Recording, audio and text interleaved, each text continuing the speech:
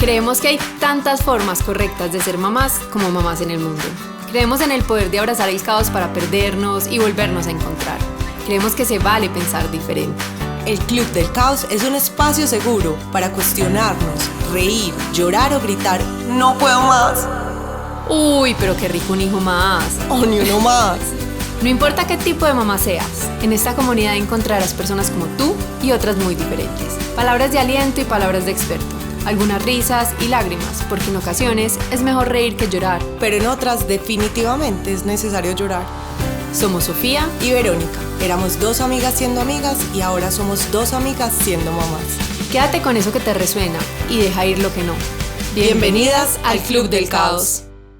Bienvenidas y bienvenidos una vez más al Club del Caos. Hoy nos acompaña Elisa Peláez. Eli es mamá de Benjamín y de Olivia y es cofundadora de Growth. Y está acá para que hablemos de un tema que Sofi y yo hemos conversado muchísimo y es ese cerebrito de nuestros hijos, de lo que tanto escuchamos. Creo que las redes sociales están llenas de información.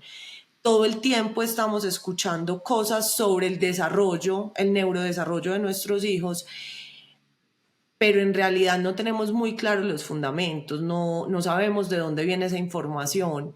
Y hablando con Sofi es amante de este tema, le encanta estudiar y me decía qué chévere tener una persona experta que nos nutra y nos permite identificar qué información es verdad, qué información no es verdad, cómo abordar una situación que nos genera confusión alrededor del neurodesarrollo. Entonces, Eli, bienvenida a este espacio, qué rico que nos vas a llenar de información valiosa. Ay, gracias Sofi, gracias Vero por esta invitación. Yo quiero empezar contándoles una anécdota y es que hace rato Sofi y yo venimos conversando sobre la posibilidad de estar aquí. Nosotros por principio, digamos que en escenarios como pues no estoy hablando del Club de Caos, sino otros escenarios donde la conversación no es como desde lo profesional, pero se tocan temas de neurodesarrollo, no participamos por principio, por lo que dicen, hay mucha desinformación, las personas no logran diferenciar que esta es una voz de una mamá y esta es una voz de un profesional, sino que cuando las admiran tanto, ya, pues y siento que esa es la responsabilidad de esas personas, saber hasta dónde, cuando las admiran tanto, ya se vuelve como una voz como de un profesional. Entonces, la decisión de sí venir al Club del Caos ha sido conversaciones con Sofi, donde siento que hay una verdadera preocupación por no jugar ese rol, ¿cierto? Por ser cuidadosos, por ser respetuosos, por mantenerse como en el nivel y en el rango que corresponde, que es también un espacio demasiado valioso, ¿cierto? Y es donde las mamás, que este mar de información las cohíbe, las angustia, las mata de culpa todo el tiempo, haya un espacio tranquilo como este, donde dos mamás pueden conversar sobre lo caótico y hermoso que puede ser la maternidad. Entonces, esa es la razón por la que estamos aquí, es por eso, por esa línea de respeto, pero también porque siento que entonces si nosotros no ocupamos esos espacios, no brindamos esa información y la acercamos a las personas que conocemos, que es fácil para nosotros de digerir, pues los espacios los van a ocupar esas otras personas que seguramente con la mejor intención y con todo el amor quieren hablar de este tema, porque es que ustedes lo han visto en todos sus episodios y es que uno la maternidad lo habita, lo transforma, lo inunda, todo se vuelve la maternidad. Y en ese momento uno se vuelve muy sensible frente a muchas cosas y ahí es donde quiere compartirlo con el mundo, aprender, hablarlo con otras personas. Entonces entiendo esa necesidad, pero estoy aquí para cumplir entonces con eso que echamos tanta cantaleta todos los profesionales de la salud, y es que la desinformación es la epidemia de este momento. Yo ahí quiero complementar algo que siento que es nuestra responsabilidad hacerlo, y es que, como tú dices, el Club del Caos es muy importante entender qué episodios son experiencias de una mamá y qué episodios como este, como el de Ana Cristina, son desde personas que han estudiado. Vero y yo debatimos mucho este tema porque para mí en este momento hay, y pues esto va a ser un poco controversial, opinión no popular, pero para mí en este momento hay demasiadas personas hablando en redes sociales, como expertos incluso, pues dicen que son expertos y tienen un curso o leyeron un libro o esas cosas, y para mí el neurodesarrollo de un niño o el desarrollo de un niño en general es una cosa tan supremamente delicada, tú ya nos vas a explicar por qué, pero es algo tan supremamente delicado que mi mayor consejo es: nútranse solo de verdaderos profesionales de la salud, o sea, gente que de verdad tiene diplomas, que estudió medicina, psicología, cosas así, pero no solo un curso, porque son temas extremadamente delicados. O sea, yo por eso siempre que me asusto algo llamo a Eli, o llamo a Ana Cristina con alimentación, porque yo creo que necesitamos una red de apoyo que de verdad sea gente que tiene capacidades para apoyarnos y no que simplemente se base en su experiencia, porque además las experiencias son demasiado diferentes para todos. Entonces yo creo que ahí mi invitación sería: oigan este episodio obviamente sabiendo que Elis tiene todo ese conocimiento detrás, pero además cuando consuman información de desarrollo, de neurodesarrollo, por favor, consúmala de un profesional, no cualquier persona que sea instagramer, youtuber, etcétera, y que hizo un curso o leyó un libro. O sea, es demasiado delicado y estamos desarrollando la gente del futuro. O sea, es que el impacto que tenemos en nuestros niños es altísimo. De acuerdo. Bueno, yo tengo ahí la primera pregunta, porque como mamá que no es la que más lee sobre el tema, definitivamente escucho muchas cosas, pues eso, aunque no lo busque, está ahí, ¿sí me entienden? Y esa línea es la que me parece tan difícil. ¿Cómo saber qué consultar y no consultar? ¿Cómo saber cuándo consultar y cuándo no consultar? Que me acuerdo perfecto de él y que una vez nos encontramos y yo te dije algo de uno de mis 2 hijos y me dijiste: no todo necesita consulta, es normal. Entonces, ¿dónde están esas líneas y cómo abordarlas? Súper, Vero. Lo primero es un principio y es: nunca sobra consultar, ¿cierto? Es preferible pecar por eso que no hacerlo si uno tiene una duda. Si nos vamos a lo puro del criterio, sería cuando algo está interfiriendo con las dimensiones de la vida de ese niño o de esa niña, como es aprendizaje, la vida social, la adaptación, el estado de ánimo. Cuando uno ve que la vida de ese niño o de esa niña no está fluyendo de manera natural, y no hay que irnos a extremos, o sea, no hay que consultar solamente cuando entonces lo veo completamente aislado, no se relaciona con nadie, o cuando está tirado en una cama llorando, no, hay cambios ligeros donde uno puede, en vez de irse a información que de pronto lo vaya a enredar, puede irse más bien a una fuente confiable y preguntar: ¿eso es normal? ¿No es normal? Incluso yo entiendo el valor de consumir información en redes sociales, también la considero muy valiosa y aplaudo y me encanta que cada vez más estamos saliendo los profesionales a compartir esa información. Nosotros en Growth teníamos muchos, pues, personas cercanas que nos ayudaban y nos decían: tienen que ponerle cara, tienen que grabar, me acuerdo en la pandemia, tienen que hacer lives, y Susana y yo: no, qué pereza, pues no. Y hemos intentado como decir: listo, no nos podemos quejar y no hacer nada, vamos a salir a hablar. Entonces, incluso si el consumo de la información va a ser a través de redes sociales, para uno decir: voy a quedar tranquilo, no, que sea de una fuente confiable. Totalmente. Eli, y ahí yo tenía una pregunta. Yo consulté a Eli por cosas de dudas que tenía con Agus, ¿cierto? Y yo le contaba a Eli que para mí fue muy difícil al principio saber qué es normal y qué no es normal, y a mí me angustiaba un poquito que yo veía que todo el mundo tenía algo. Entonces uno empieza a ver: no, es que no, es autista, es de altas capacidades, es altamente sensible, se llama, no me acuerdo, Eli ya nos contará. Y yo decía, pero ¿cómo así? O sea, todos los niños. Y entonces yo me empecé a abrumar como que será que ya se nos está yendo la mano. O sea, me confundí mucho. Entonces yo inmediatamente como que Eli, alcé la mano y Eli me atendió. Pero Eli, hay todas las preguntas como yo sé que el público de nosotros la hace. Cada vez hay más niños con diferencias como de neurodesarrollo, o siempre han estado ahí y no las sabíamos identificar, o es que los niños tienen características, o sea, ¿qué es eso que muchos estamos como confundidos en que si es que cada vez hay más, o sí, porque también empiezan la televisión y yo no sé qué, cada vez más los niños de ahora, etcétera? Entonces, como, ¿cuál es ahí la realidad? Bueno, yo creo que me va a devolver mucho para que partamos como todos de la misma base y del mismo conocimiento para entender lo que les voy a explicar a continuación. Entonces, cuando estamos en la vida de los niños inicia y hay dificultades, por ejemplo, comportamentales o de aprendizaje, lo primero que nos vamos es al neurodesarrollo. Entonces, ¿qué es el neurodesarrollo? Para poder entender esta pregunta de si todos somos diferentes.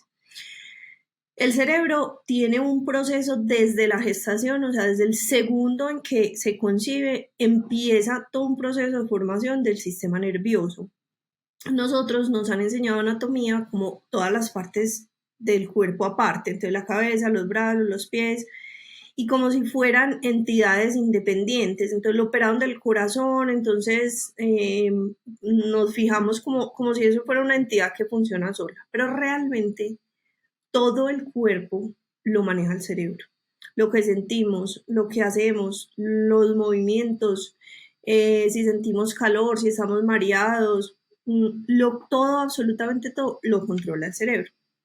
Entonces, en esa formación de ese sistema nervioso pasan diferentes procesos, conexiones, mielinizaciones, cosas muy técnicas, pero dentro de eso ocurre, por ejemplo, que las neuronas, que son células que van a pasar la información de una a otra, se generan en una parte del cerebro y hacen una migración ya a las partes especializadas, entonces se distribuyen, en ese momento en que se está formando el cerebro, se distribuyen a diferentes partes y en todos esos conexiones, migración de neuronas, se envuelven como en una mielcita que se llama la mielina, todo eso que ocurre en la formación del sistema nervioso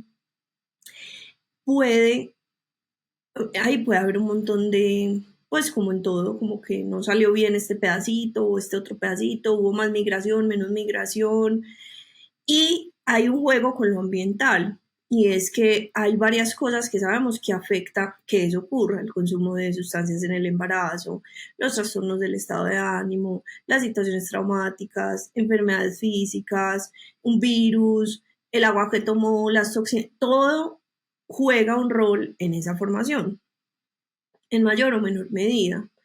Entonces, las posibilidades de que todos los cerebros, como una máquina de producción que ni siquiera la máquina se salva, queden exactamente iguales, es cero probable, ¿cierto? Entonces, la respuesta es, en todos los cerebros puede haber algo, ¿cierto? Se genera una configuración. Bueno, me faltó una variable muy importante que es la genética. Nosotros tenemos algo que se llama una cadena del ADN, donde tenemos toda la información sobre la especie. Eso viene desde hace millones de años. Y eso lo que hace es empezar a codificar información de cómo la especie puede ser mejor, qué mejoras hay que hacer, pero a veces también, como toda máquina, se equivoca, imprime lo que no es o duplica lo que no es, y entonces eso también juega un rol importante en la configuración del cerebro. Pero además son dos informaciones genéticas las que se están juntando para generar esa nueva vida. Entonces con eso yo creo que la conclusión es evidente. Es imposible que salgan todos absolutamente iguales. ¿Qué pasa? La ciencia, la neurociencia en este momento avanza demasiado rápido y tiene algo espectacular, y es que ya hay muchas herramientas con las que podemos conocer cómo quedó configurado ese cerebro. Y lo más bonito de todo, que la gente no entiende los diagnósticos, es que se los va a poner desde otro lado, que nota que hoy podemos saber si una persona no se está adaptando bien a la vida, por qué es, cómo se llama eso, qué es lo que más comúnmente ocurre en el cerebro, en ese neurodesarrollo, y cómo hacer para que se adapte mejor. Devolvámonos 100 años. Nací alguien con autismo, inmediatamente para el manicomio, está poseído, le hacían exorcismos, no se adaptaba a la vida y no le dijeron que era autismo, entonces todo bien, ¿cierto? No, eso es horrible para la familia, es horrible para ese ser humano, es horrible para la sociedad. Si hoy le podemos poner un nombre y a partir de ese nombre podemos ayudar, pues me sueño que todo el mundo tenga algo. Pues que todo el mundo le podamos decir, esto es lo que tú tienes, así se llama lo que tú tienes, así te quedó configurado tu cerebro.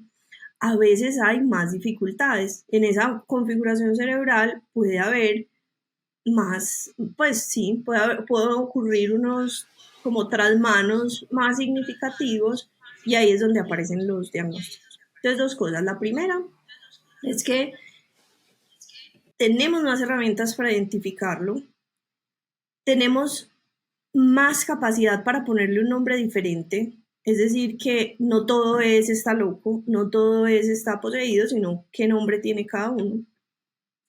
Estamos más conscientes, más alertas pues como en entender cuando aparecen estos síntomas.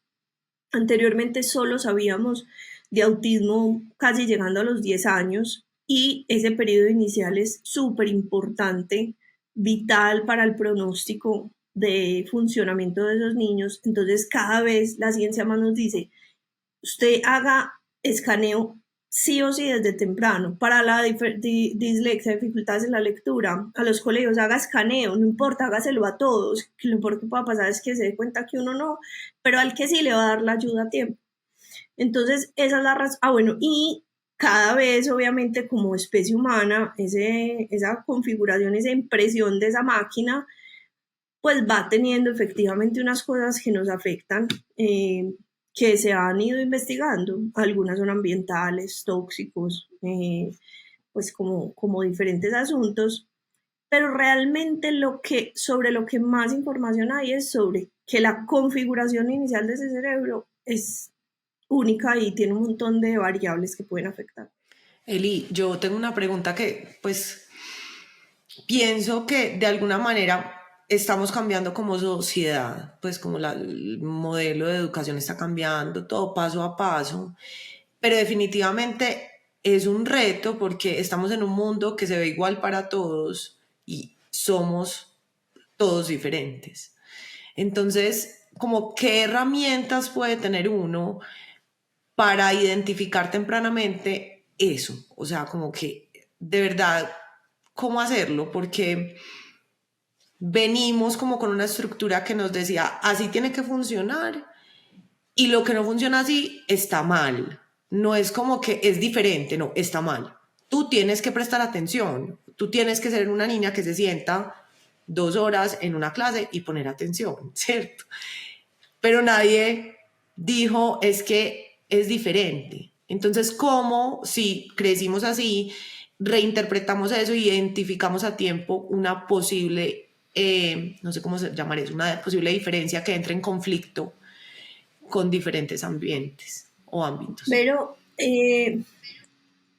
digamos que las personas, yo que he visto, las personas que de pronto sus hijos, la configuración les permite adaptarse bien, se hace la pregunta como, ¿será que, pues, que no estoy preguntando algo? ¿Será que se me está pasando algo por alto, cierto? Si uno está conectado con los hijos y los conoce, uno rápido se da cuenta que hay algo que no, ¿cierto? Y rápido pide ayuda, entonces ahí vienen no pedir ayuda a la Instagramer, pues que le apasiona la maternidad, entonces empezó a hablar de estos temas con propiedad, o como dice Sofi, se hizo un curso, se leyó un libro, y consultar para hacer algo puede ser inicialmente en el entorno escolar. Aquí les voy a explicar cómo se llega a un diagnóstico.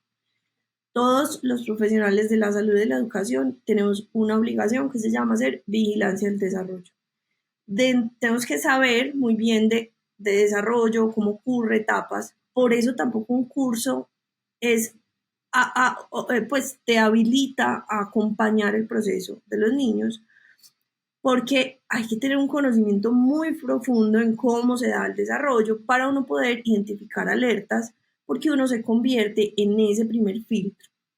Entonces, yo puedo decir, no, yo acompaño a los papás y les doy consejos y pero si no hay un conocimiento que no se lo da en un curso o un libro de cómo es el desarrollo, no voy a poder ser capaz de, esta me está contando una cosa que va uno, va dos, van tres señales que yo digo, aquí algo me preocupa. Entonces, esa es la etapa uno. Vigilo el desarrollo, entonces puede ser un profe, cualquier persona que sepa del tema de desarrollo. Con esa alerta de que algo no va bien, yo activo una segunda instancia que puede ocurrir dentro del colegio, dentro de la oficina del pediatra, dentro de la oficina del nutriólogo, del endocrino, cualquiera que yo consulte por cualquier otra razón. Y esas personas están en capacidad de hacer una tamización. Ese es el punto número 2. La tamización ya coge esa alerta que me preocupa, digamos autismo, y hay unas herramientas que se llaman screenings, tamizaciones, donde yo corro una serie de criterios y digo, ¿está en riesgo o no está en riesgo? De acuerdo a cada herramienta te va a decir, haga una evaluación o no haga una evaluación. Y ya pasamos a la tercera instancia, que ese es el especialista, que dice, listo, vamos a hacer la evaluación. Esto es lo que, pues, si está el diagnóstico o no está el diagnóstico. Ahí me voy a volver a la tamización. Por ejemplo, todas las profesiones en medicina en las cuales el profesional va a tener algo que ver con un niño, normalmente estudian primero pediatría. Y eso es la respuesta a por qué yo no puedo hacer un curso, yo me puedo saltar a la especialidad. Yo soy experta en sueño infantil, yo no me puedo saltar el hecho de que es que estoy trabajando con el neurodesarrollo de un niño o de una niña, ¿cierto? Bueno, cierro paréntesis. Entonces, pero normalmente en alguno de esos puntos te va a saltar más que uno ser el que esté pues obsesionado con ver a ver mi hijo que tiene de diferente, que yo quiero que quede claro, como que no es todos preocuparnos a ver por qué. Si yo escucho, si cualquiera me dice, la mamá de un amiguito, la profe de la guardería, la abuela, la tía, me dice, ve, yo creo que aquí hay algo que párenle bolas. Muchas veces hay un montón de gente alrededor de uno que si le dice que hay algo que como que no le cuadra, es mejor no salir de la duda. Sophie y yo lo hicimos. O sea, yo como que, Sophie, tranquila, y ella, tranquila, o sea, estoy yendo a consultar, pues porque la guardería me dice, nada, ve, lo hicimos. Ese jardín hizo una muy buena vigilancia del desarrollo. En el consultorio hicimos una tamización, no había riesgo. Listo, ella salió de la duda, le digo, atenta a estas tres cosas y listo, no pasa nada, ¿cierto? Pero si fuera que sí, sería oportunísimo porque está chiquita, tiene que cumplir 3 años, podemos hacer un montón de cosas y acompañar muy bien a la familia, a los niños, para que se adapten mejor. Eli, yo ahí tengo una duda que es una de las cosas que yo creo que más como histeria genera, pues o como misterio. Y es que ¿desde qué edad realmente uno debería levantar, cierto? Porque yo sé que hay, no sé, porque yo no sé, porque yo creo, o lo que entendí es que hay veces muy chiquitos también están pues están pasando por cosas, o sea, es muy difícil como en qué edad. Y para complementar con la pregunta de a qué edad, yo te tengo una pregunta y es, como mamás muchas veces es muy difícil, nos pasaba a nosotros, me prendían la alarma, pero a mí no me estaban diciendo que ella hiciera nada malo ni que atentara como con nada malo, sino que estaba haciendo muchas cosas adelantadas. Y yo decía, yo les voy a decir la verdad, yo me sentía ridícula, como pues todas las mamás siempre creemos que nuestros hijos son más inteligentes. Uno siempre es como, es que mi hijo es muy inteligente. Entonces como que pues no solo los signos de alarma no solo son negativos, pues o no negativos, no solo son dificultades o sí. No, por ejemplo, en el caso de unas altas capacidades intelectuales, pero la razón por la que hacemos ese diagnóstico es porque las altas capacidades tienen otros asuntos que interfieren con la adaptación. Entonces, también cumple con eso. Si bien lo que yo veo no es negativo en teoría, hay asuntos sensoriales, hay asuntos de flexibilidad cognitiva, hay asuntos de alimentación que hacen que sea difícil para esa persona adaptarse. Desde no se aguantan que les echen una crema, el antisolar, o por la mañana la vestida es un suplicio porque les molesta la marquilla, les molesta el zapato, porque cambiaron los planes y se les volvió un mundo. Entonces, si bien hay un montón de cosas que pueden estar haciendo muy bien, muy adelantados, está el reto también. Entonces ahí es cuando vale la pena evaluar también para prevenir cosas. Entonces, eh, se estima que hay una cantidad de población con altas capacidades intelectuales que son picky eaters y que son selectivos con la alimentación y que son muy específicos. Me molesta que sea bolita, me molesta que sea pegotudo, me molesta que sea... Entonces, esos niños empieza uno en la casa, no está haciendo nada malo en teoría, y empieza uno a prepararle que esto así diferente, a hacerle la comida distinta, a pelear cada vez que nos sentamos a la mesa, a echarle cantaleta, y no consulté, y se me volvió ya un problema mayúsculo cuando podía ser pues algo más sencillo que ya escucharon en el podcast con Ana Cris, ¿cierto? Entonces también ahí vale la pena consultar. Eli, ahí tocas un tema que a mí me impresiona mucho porque siento que hay demasiada información, no sé qué es desinformación, sino demasiada información. ¿Qué son altas capacidades? Listo. Sofía y Ibero, en esa formación del cerebro, nosotros tenemos digamos que hay unos asuntos en esa formación que hacen que sea más fácil adaptarnos a la vida y solucionar problemas y adquirir aprendizajes. Entonces, hay unos cerebros que tienen unas interconexiones, unos ambientes también, es importante, unas configuraciones genéticas donde para esos cerebros hay mayor abundancia de interconexiones en áreas asociadas pues como a adaptarnos y a resolver problemas, y les queda más fácil acceder a la información, entenderla, procesarla, información verbal, información visoespacial, a razonar, a pensar, a hacer las cosas de manera ágil y a seguir instrucciones. Esos serían como los criterios. Entonces, cuando uno evalúa estas dimensiones, se da cuenta que frente a otras 100 personas de la misma cultura, si uno usa pues herramientas estandarizadas, esa persona tiene mayor capacidad para eso que les acabo de contar. Y ahí hacemos el diagnóstico de altas capacidades intelectuales.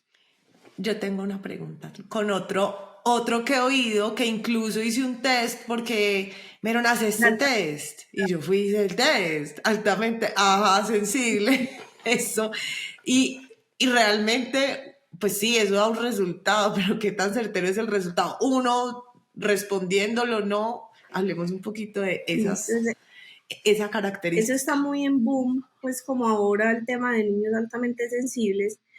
Realmente no es un diagnóstico como tal, es un tema como que hemos ido entendiendo asociado a otras cosas, o sea, no es uno decir como yo en general soy una persona altamente sensible, porque realmente si uno se va a ver las preguntas, muchas son pues son cosas que a todos nos molesta, pues la bulla en exceso, en algún momento nos ha molestado, entonces las probabilidades de que uno responda que sí son muchas.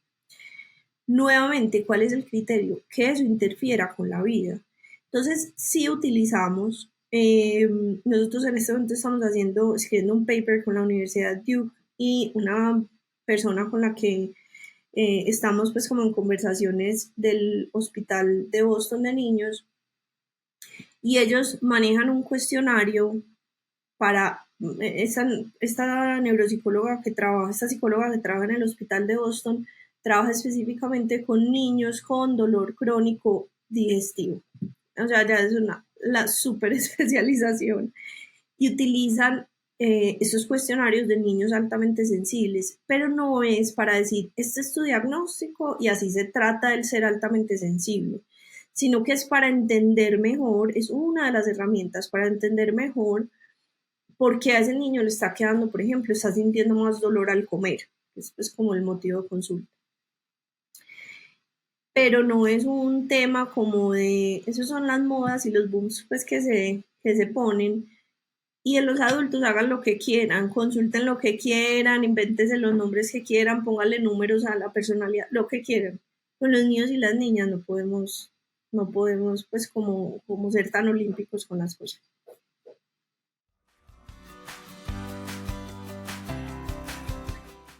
Antes de saltar a un tema que yo quisiera como profundizar un poquito más, ahí dijiste algo de lo de los adultos. Yo les voy a decir, yo siempre, por ejemplo, he querido que me hagan un estudio a mí de neurodesarrollo, y más que todo es porque me encantaría entender muchas cosas de mi personalidad. Más que todo porque yo siento que cuando uno le pone nombre a las cosas y coge herramientas, yo siento que yo todavía estoy a tiempo de cambiar muchas cosas o de manejar muchas cosas de diferentes maneras. Entonces a mí me da risa porque pues hay gente que me dice, ay, vos tenés demasiado déficit de atención, y otras me dicen, yo no sé qué, pues pero yo también tengo un trastorno de ansiedad, entonces pues no sé qué, ¿cierto? Vale la pena también uno hacer un estudio serio, sí, aparte de lo que vos estás diciendo, que eso ni siquiera va a entrar en esa discusión en este momento, que tampoco creo que sea sano para los adultos creer nosotros en cualquier cosa, pero es válido o ya para que siendo adultos pues ya no serviría de nada saber que tengo, no sé, voy a decir algo, altas capacidades o autismo o lo que sea. Dos cosas. Lo primero, dijiste algo que voy a abrir capítulo, que es, yo estoy a tiempo de hacer muchos cambios. El gran hallazgo de las neurociencias en este momento se llama el concepto de neuroplasticidad. Y es que el cerebro es capaz de hacer interconexiones hasta cualquier momento de la vida. Incluso en investigaciones en enfermedades degenerativas hay interconexión cuando yo expongo al cerebro a ciertas experiencias que me van a permitir aprender X o Y. Partiendo de eso, siempre va a valer la pena conocernos bien. Siempre, siempre, siempre. O sea, si pueden hacerlo, si tienen las dudas, háganlo. La calidad de vida de los adultos que descubren tarde, pues, pero a tiempo, paradójicamente, que tienen autismo, que tienen déficit de atención del adulto, que tienen dislexia, que lo que sea que haya ocurrido y hayan arrastrado hasta la adultez, les cambia la vida. O sea, lo que dicen sobre su calidad de vida al saber que lo que ocurre es trascendentalmente life changing. O sea, les cambia el juego, les cambia la vida. Y sobre todo porque por neuroplasticidad sabemos que no va a ser como, ya me fui así. No, puede hacer un montón de cosas y cambiarle la vida. Y me voy a ir antes a responderte sobre lo de la evaluación, y es, sí, se puede hacer una evaluación neuropsicológica, se puede hacer, nosotros por ejemplo en el contexto de los niños evaluamos a los papás muchas veces, porque obviamente eso interfiere con el acompañamiento, no es lo mismo acompañar en el desarrollo de una niña si uno tiene un déficit de atención que no, ¿cierto? No es malo, no es bueno, no es, pero qué bueno uno conocerse, para uno decir, si yo no tengo, si yo no desarrollo unos mecanismos para acordarme de todo lo que piden en el colegio, pues mi hija va a ser la que llega al colegio siempre sin el uniforme, sin el disfraz, sin el letrero, sin la cartulina, ¿cierto? Yo qué mamá quiero ser, y si yo reconozco mis dificultades, voy a poder hacer algo por compensarlas. Entonces, nosotros hacemos esa evaluación a los papás, pues evaluamos a adultos en el contexto de ser mamás o papás, y ahí aparece algo que mencionas, que es la ansiedad con respecto al déficit de atención. Se ha encontrado el trastorno por déficit de atención en el adulto, es algo relativamente reciente. Antes pensábamos que era un tema solamente de la infancia. Hoy sabemos que hay un porcentaje que arrastra este trastorno por déficit de atención hasta la adultez, y se ve, en estos días estaba conversando con con la neuropsicóloga pues, médica con la que llevo varios procesos y hablábamos, es como el nombre del déficit de atención de los adultos muchas veces se llama ansiedad. Y es que hay un montón de cosas que uno desarrolla como compensatorias que lo ponen ansioso y que a uno no se le olviden las cosas. Y entonces que por eso es tan importante también identificar temprano. Entonces desarrolla uno como el overachievement, como hacer y hacer y hacer y hacer para que no se me vaya a olvidar. Y no puedo parar porque entonces si no lo hago ya, después se me va a olvidar, ¿cierto? Y sigue uno sufriendo, pero ya aparece, es el tema de la alerta. Cuando uno está chiquito, uno no se da cuenta que se le están olvidando esas frases, entonces uno no se estresa, no se pone tan alerta, tan ansioso. Mientras que cuando está grande y ya tiene un proceso adquirido, a mí me pasa que en el colegio, en nuestro colegio nos llamaban por el parlante. Elisa Peláez, venir a coordinación. Y uno ya sabía que, mejor dicho, ustedes no saben lo que a mí me da que me llamen y me digan, o una profesora, tenemos que hablar, todo por donde yo pasa, tenemos que hablar, tenemos que hablar. Mi cerebro, me tocó trabajar obviamente en eso, ya lo reorganicé, pero en un principio cualquier persona me decía, tenemos que hablar, y a mí se me caía el mundo. He aprendido a escuchar mis pensamientos y decir, no estás en el colegio, ya sos responsable de tus acciones, no sos la papeleta, o sea, ya podés. Sí, claro, a veces hay que hablar, a veces hay que tener conversaciones, pero ¿qué hace el cerebro? Activa ahí mismo la alerta como algo malo está pasando. Sí, Eli, ¿sabes qué? Porque además yo creo que como papás, pues primero nos cambia la vida, pero segundo como papás, yo que soy tan analítica para eso, me parece que uno puede acompañar mucho mejor a sus hijos si uno sabe y uno se conoce. O sea, yo creo que eso también nos hace la maternidad mucho más fácil y la paternidad mucho más fácil, porque si yo me conozco también sé cuáles son mis puntos. Te voy a poner un ejemplo, yo sé yo qué falencias tengo y qué fortalezas tiene Alejo, no completamente, vamos en autodescubrimiento, pero entonces uno se empieza a complementar y yo ya sé que entonces yo tengo que ser la responsable de las tareas y de todo, acordarme. Yo tengo que saber cuándo es la cita de Agus, porque Alejo no llega ni a las de él. Yo tengo que saber cuándo son las citas de Alejo, pero Alejo hace otro montón de cosas que yo no tengo las habilidades para. Entonces a mí me parece súper valioso eso. Eli, yo ahí quería aprovechar que tenemos a alguien muy experto para hacerte unas preguntas de otro tema relacionado con esto y es el autismo. Yo sé que nosotros ya tuvimos un episodio de autismo, como decimos, esa es desde la versión de la versión de la mamá, desde lo que Fiore ha vivido, ha entendido, etcétera.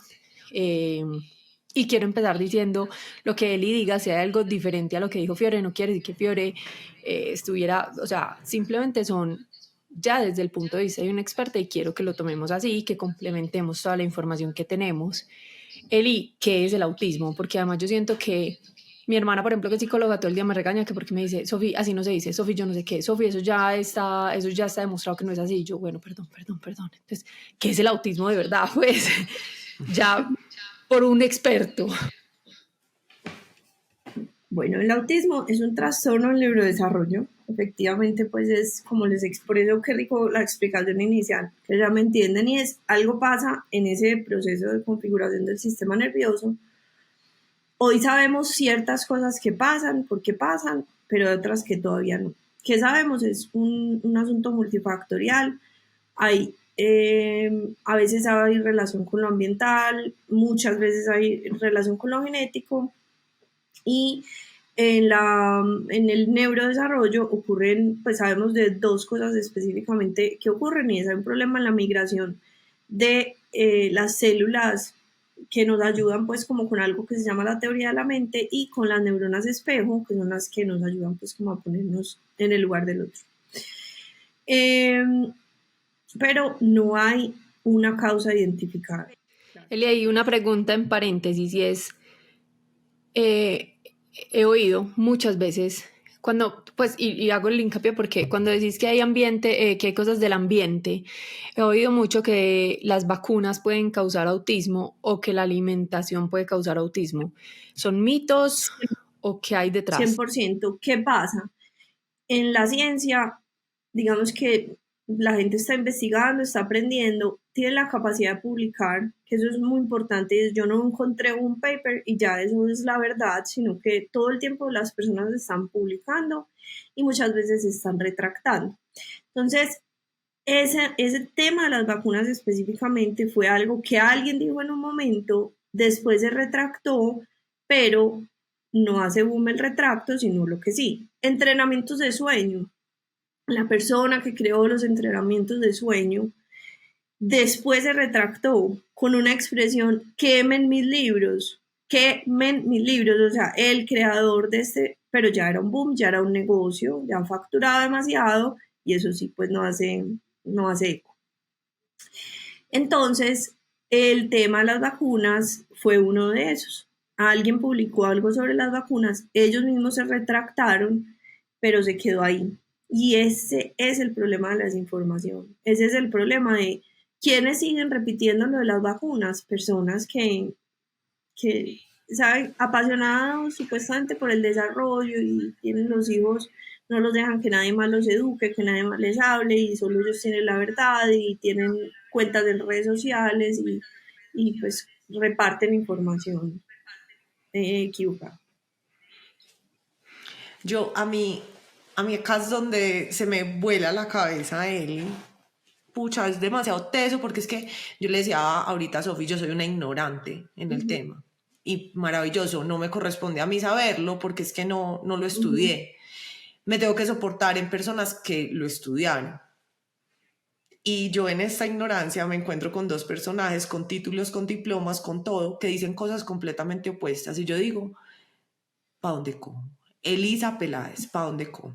Porque eso es lo que pasa. Pues si por ejemplo con el tema de la alimentación, finalmente yo resueno con una de esas y elegí esa, pero uno va y busca y hay otro que dice que por nada del mundo y que médicamente y que, ay Eli, te lo juro, a mí me parece como que yo digo, ¿qué hago? ¿Para dónde cojo? Y además que son mis hijos. Y pues. les voy a decir una cosa, a todos nos pasan, a todos nos pasan. Estos días me levanté por la mañana y le escribí a Susi, mi socia en Growth, y yo dije, ¿qué problema? Porque Benja, mi hijo que tiene 9 años, no me tocó tanta desinformación, pero con Olivia, que tiene 8 meses, ya nació en pleno boom, y le dije, ¿qué problema la desinformación? Porque obvio yo en redes sociales el algoritmo me muestra puras cosas de desarrollo y todo el día me muestra cosas de entrenamientos de sueño, pues y paso y me quedo a ver como a ver qué bobadas están diciendo.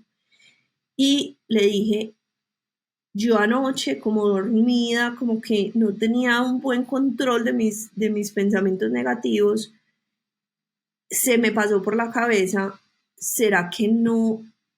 Fue algo así como que, ¿será que la siesta no fue suficiente o no sé qué, la ventana de sueño? Y yo me carcajeé duro por la noche y yo dije, juepucha, ¿cómo hacen las mamás? Si yo me reí, yo dije, ¿qué hubo, Elisa? Pues, ¿qué se te pasó por la cabeza? Porque seguro antes de dormirme me ha parecido algo de eso. Yo le decía, qué cosa tan horrible ser mamá pues, en este mar de información. Entonces, Vero, nosotros tenemos un acróstico que utilizamos para filtrar la información, que se llama TREC, tradición, respeto y evidencia confiable. Entonces, lo primero es, si te puedes responder la pregunta bien y si no, la consultas, pero normalmente uno echa un poquito de cabeza y ya la logra, de la tradición, y es entender que como nosotros vivimos ahora,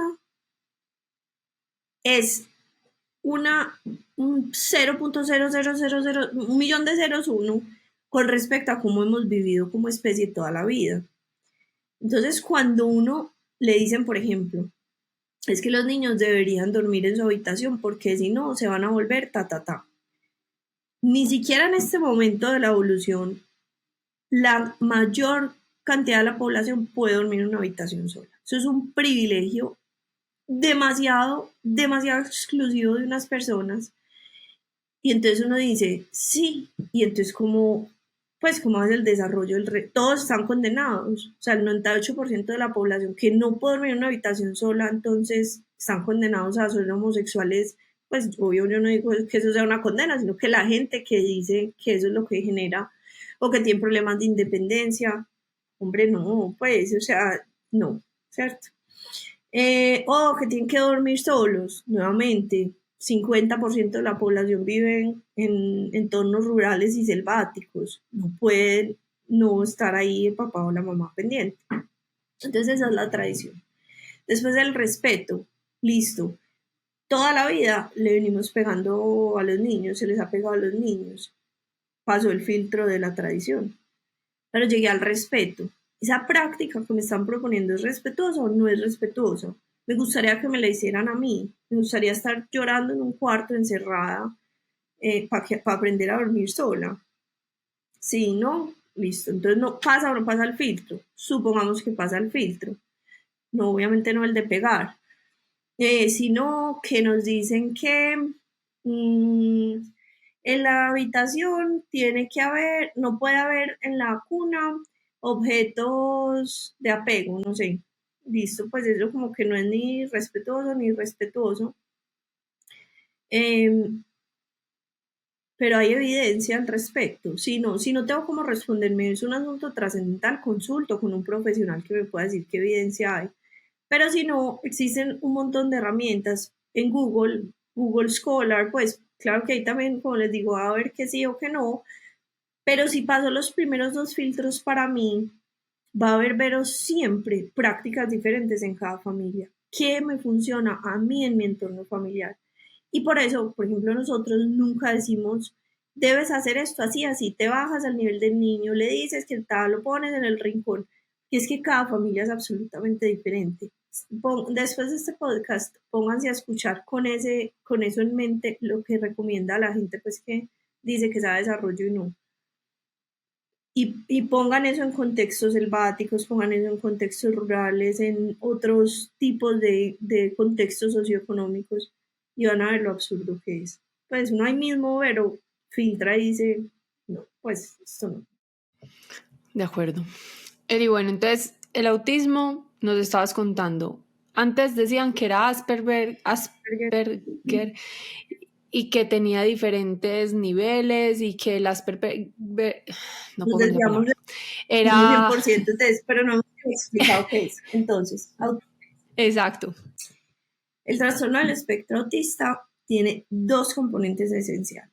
El primero es una deficiencia, un déficit en la sociocomunicación, ya les voy a explicar qué es. Y el segundo son unos patrones restrictivos y repetitivos de la conducta. Entonces, nosotros hablamos y nos comunicamos para socializar, para adaptarnos. Si yo hay algo que necesito hacer sola, yo no tengo que decirle a nadie, no tengo que mediar con nadie, pues eso que voy a hacer sola. Entonces, el fin último de la comunicación es relacionarnos.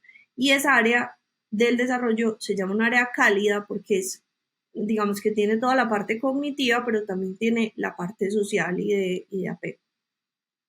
Estos niños y niñas tienen, pues no me voy a ir a lo técnico, pero les cuesta leer esos cues o esas claves sociales y entender cómo funciona socialmente. Y eso puede reflejarse en que no hablen, que estén aislados, que es el imaginario que tenemos, pero también puede ser este niño conversador, que a donde llega le habla a todo el mundo, que no filtra, de pronto, el ejemplo que yo les pongo, entonces un niño divino que se monta al ascensor y dice, hola, buenos días, ¿cómo están todos? Entonces uno en el niño lo ve divino, pero lleva esa conducta a ese niño cuando sea adulto y se monta un ascensor y dice eso. Ese relacionamiento es extraño, ¿cierto? Entonces lo que uno dice es como empezar a sentir que esa forma de relacionarnos con ellos no se siente natural y yo sé que el que está pues como no habla y está aparte es el que se va a identificar fácil, pero el más difícil es el otro, el conversador, el que habla.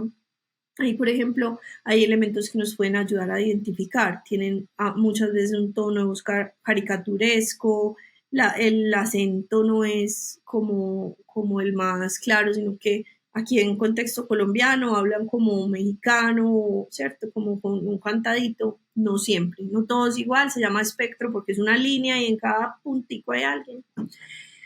Y los patrones restrictivos y repetitivos del comportamiento son dificultades en la adaptación, pues como para generar cambios, es restrictivo. Y repetitivos, hay manerismos o siempre hacer las cosas de la misma manera o rituales o dificultades, por ejemplo, pues como para que lo que ha ocurrido siempre de una manera ocurra de otra forma para adaptarse.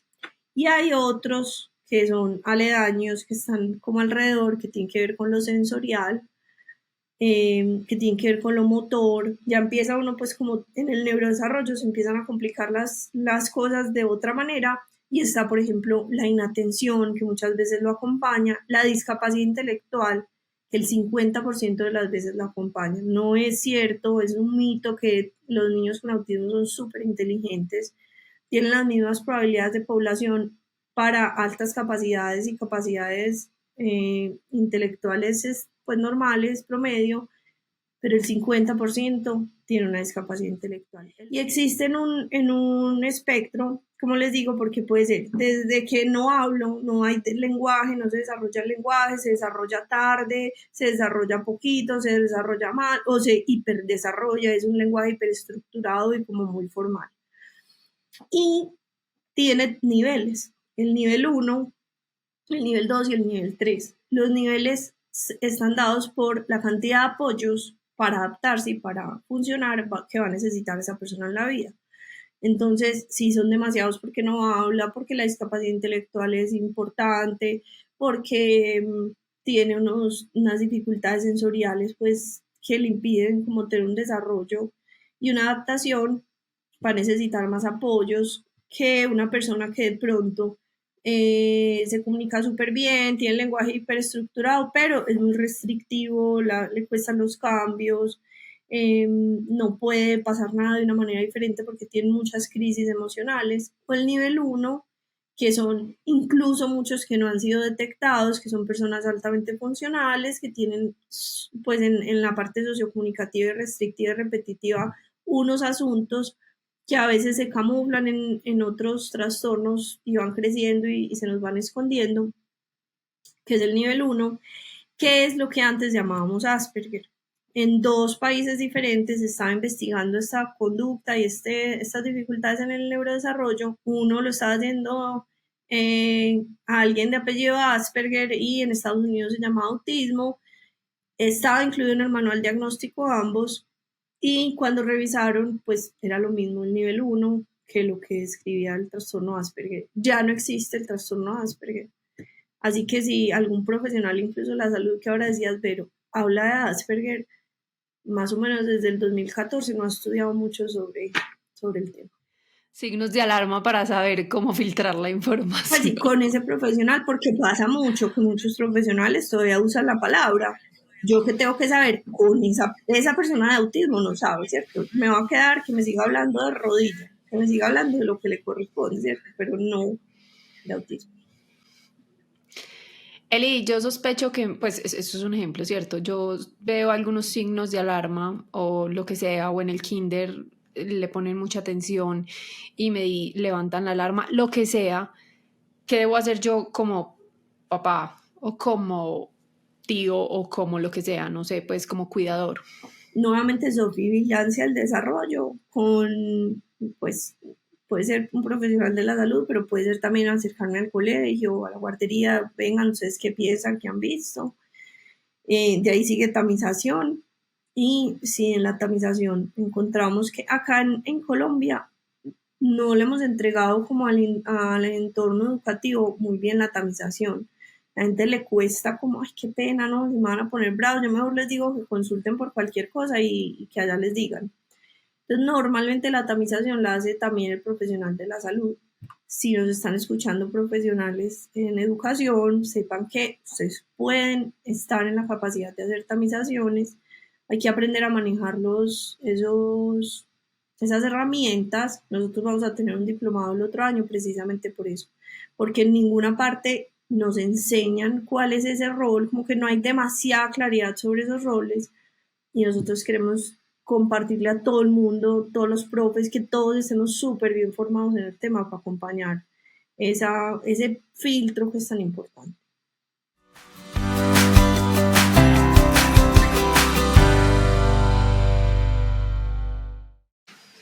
Yo quisiera que nos cuentes un poquito de Growth, porque al inicio lo mencionamos, pero pues para las personas que no lo conocen, ¿qué es Growth y cómo nos podemos apoyar en Growth como papás?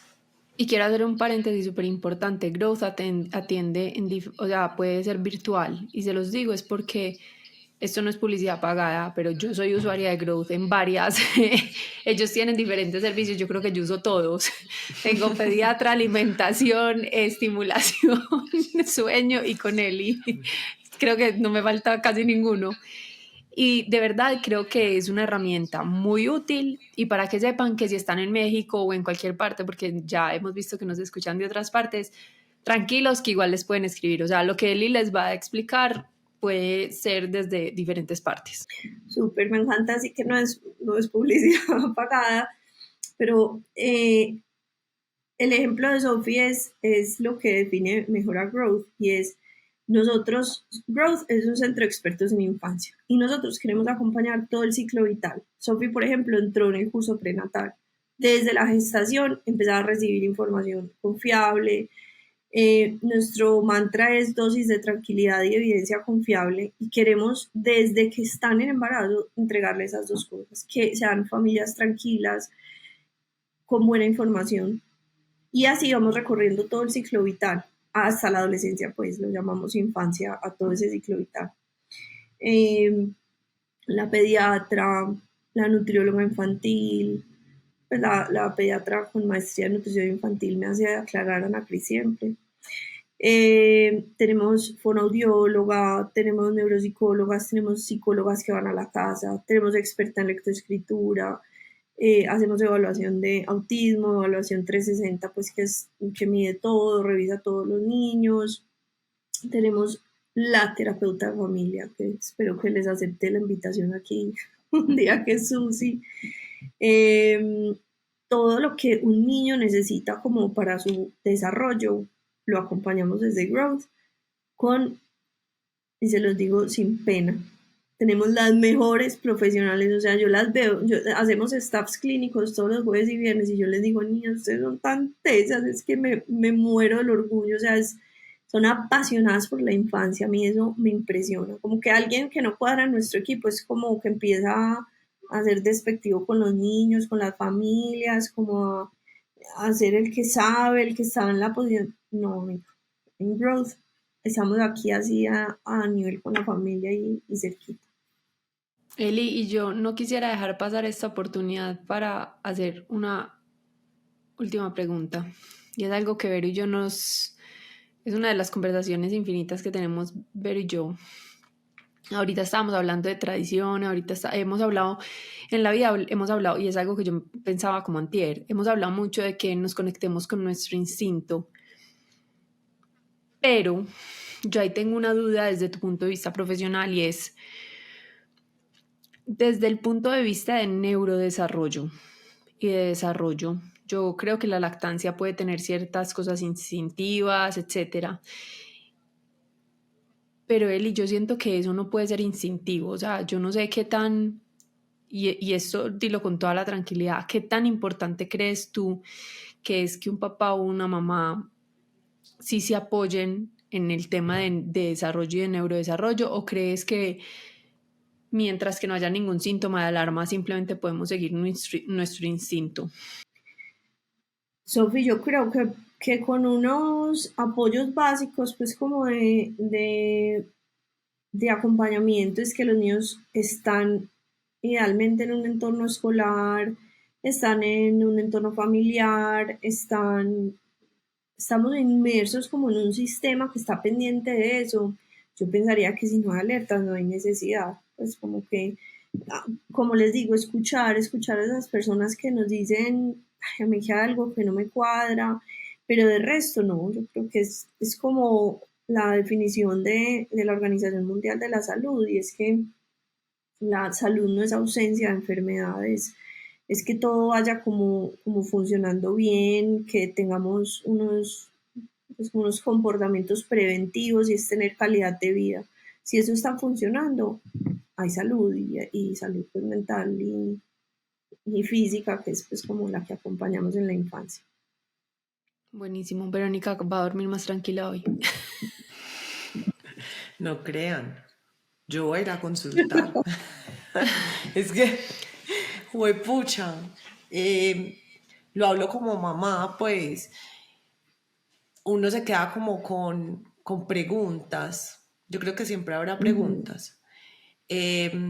Y qué rico tener un soporte cuando esa pregunta genere ruido. Pues preguntas siempre va a haber, cuestionamientos siempre va a haber, pero cuando hay un ruidito ahí, creo que chévere saber a quién consultar y cómo consultar. Para mí este episodio ha sido eso, como un regalo de mostrarme que no tenemos que esperar a que sea algo grave y que si hay algo que por allá está haciendo como ruidito, que nos quita una consulta.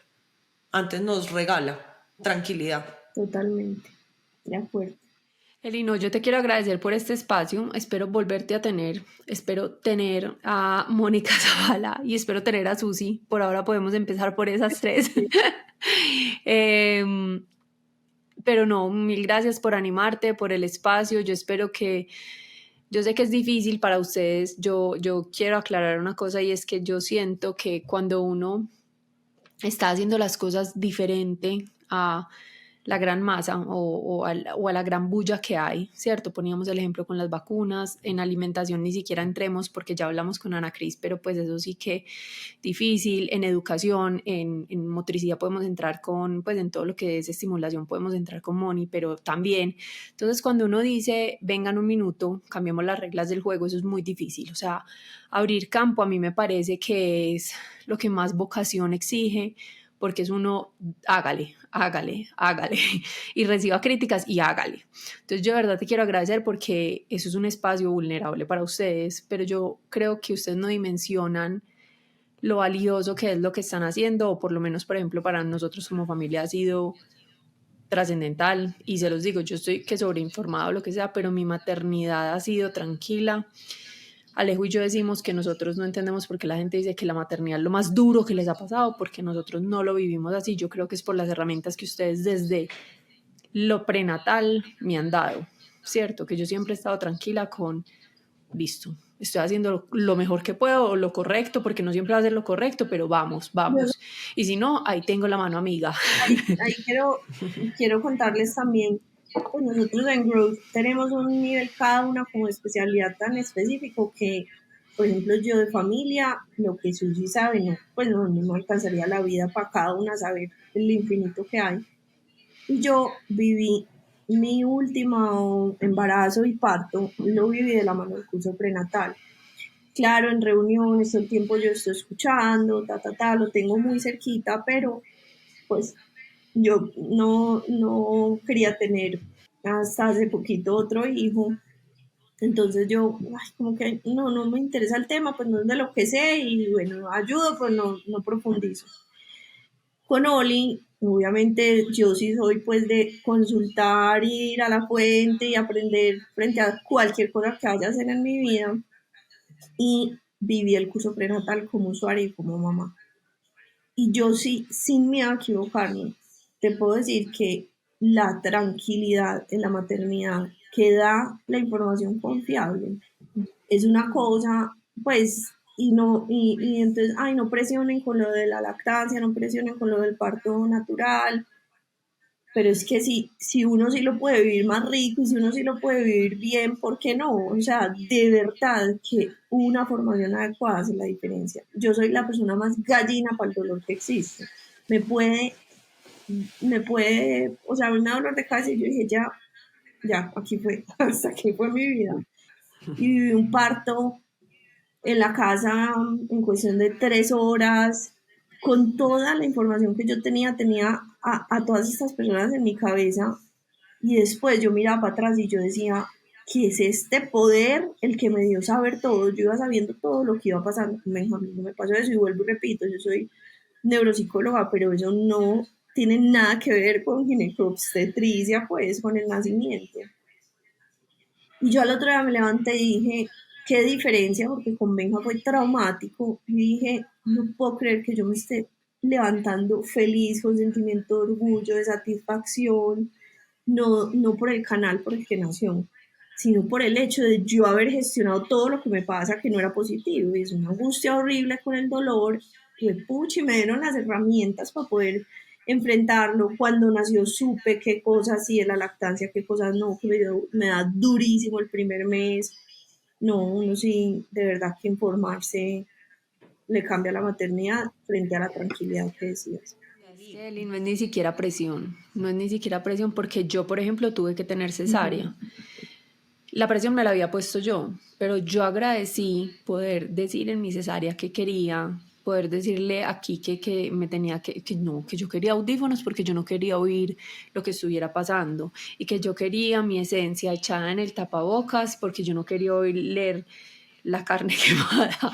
O sea, yo tuve las herramientas de poder tener una cesárea como quise y un posparto como quise, así fuera cesárea, gracias a ustedes. Y pude tomar la determinación tranquila de que acepto la cesárea gracias a que tenía herramientas para saber, ok, en este caso sí, en este caso no, o presiono más al médico. O sea, uno logra moverse mucho. Entonces, para mí eso fue demasiado valioso, tan valioso que se los digo, yo quiero volver a hacer el curso y ya hablé con Susi, porque para mí es tranquilidad, o sea, uno tener las herramientas para estar mucho más tranquilo en todo lo que se venga. Pero ibas a decir algo. Eli, sí, Eli, yo te quiero agradecer porque entiendo lo que tuvimos que caminar para tener este episodio. Y mi invitación es a que lo sigan haciendo, Eli, porque acceder a esa información confiable para poder como mamás, y te estoy hablando como una mamá que no consulta todo el tiempo y que no está buscando información todo el tiempo, qué rico que esa información confiable esté en lugares cercanos y sea de fácil acceso. Y no tengamos que ir a buscarla a lugares lejanos para nosotras. Entonces, gracias, y mi invitación es a que lo sigan haciendo y las puertas de este club siempre estarán abiertas para ustedes. Eli, ¿cuáles son las redes de Growth? @GROWTH_,